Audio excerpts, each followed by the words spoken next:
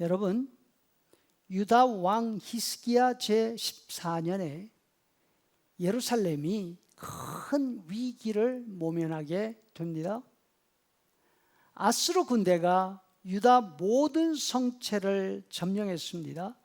드디어 예루살렘까지 와서 예루살렘을 포위하고 성 안의 사람들을 위협하며 심리전을 펼칩니다. 이제 항복해라.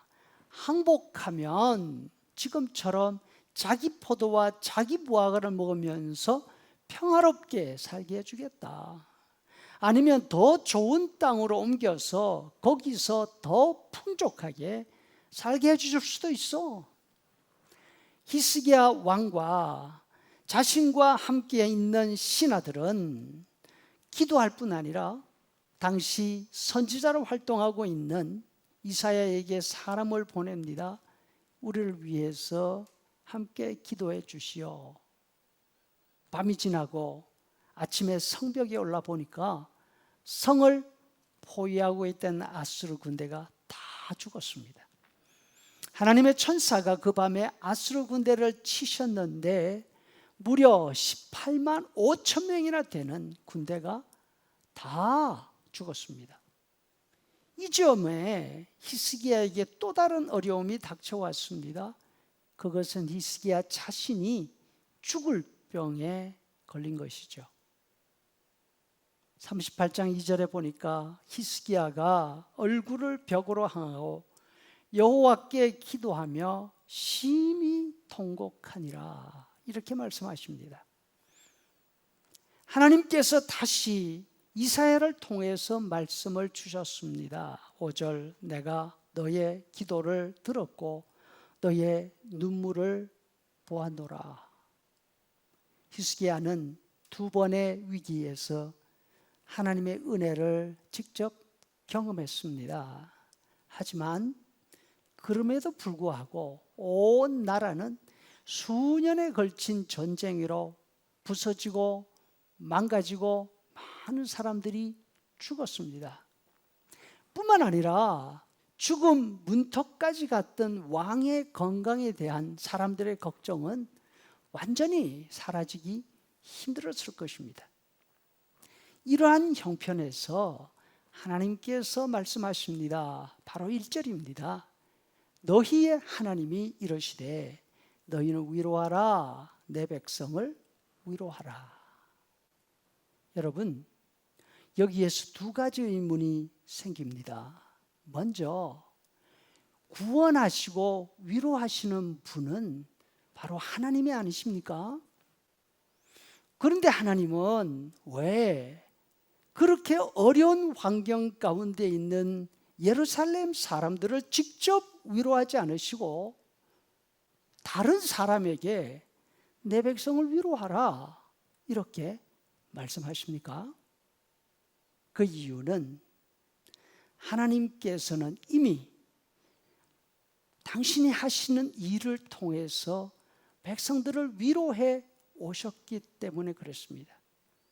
과거 하나님이 하신 일과 그 일을 기록해 놓은 하나님의 말씀을 통해서 하나님은 하나님이 주시를 위로와 구원이 무엇인지를 말씀하신 것이죠.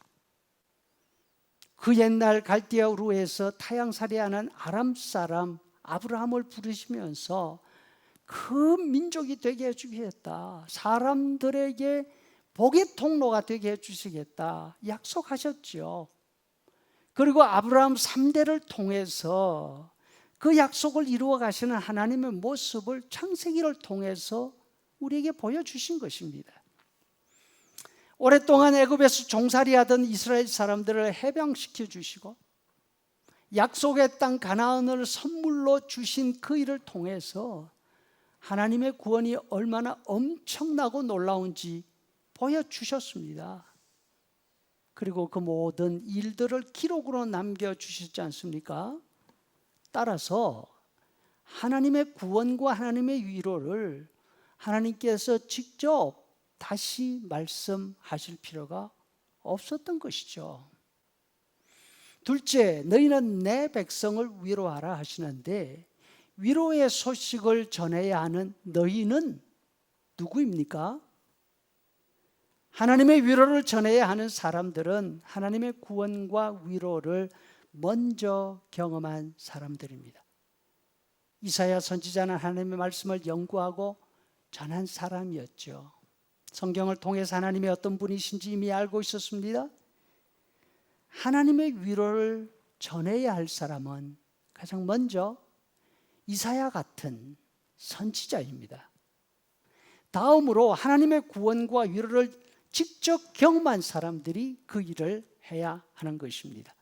바로 히스기야와 그 가까이에서 히스기야가 겪은 모든 일을 직접 목격한 사람들이 됩니다. 성경을 통해서 하나님의 구원을 아는 사람, 삶 가운데서 작고 큰 하나님의 도우심과 구원을 경험하는 사람, 우리는 이 사람들을 가르쳐서 신자라 이렇게 말하죠. 누가 신자입니까?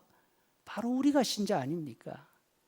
먼저 성경을 알고 먼저 하나님을 믿고 먼저 하나님의 은혜를 경험한 사람들은 하나님의 은혜를 모르기 때문에 아직 두려움과 염려 가운데 사는 사람들에게 하나님의 위로를 선포하고 전해야 하는 책임을 지고 있는 것입니다.